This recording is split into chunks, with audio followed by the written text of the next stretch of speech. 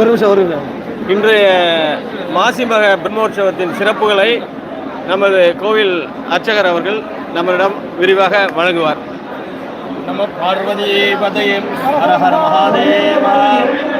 என்னாடுடைய சிவனே போற்றி, எந்நாட்டவருக்கும் இறைவா போற்றி.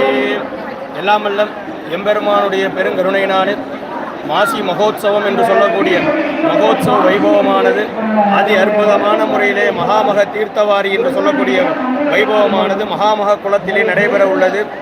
12 சிவாலயங்களிலிருந்து சுவாமி புறப்பாடாகி அற்புதமாக வலம் வந்து மகாமக குளக்கரைக்கு வந்தடைந்து மகாமக குளக்கரையிலே சிறப்பு பூஜைகள் நடைபெற்று அஸ்தரதேவருக்கு தீர்த்தவாரி வைபவமானது நடைபெற உள்ளது.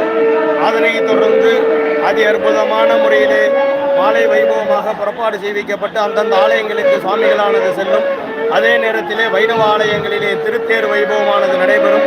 பக்தர்கள் அனைவரும் கலந்து கொண்டு இறையருளை பெறுமாறு கேட்டுக்கொள்ளப்படுகிறார்கள். இப்போ 12 சாமி எந்தெந்த கோயில் அந்த சாமி வரும்?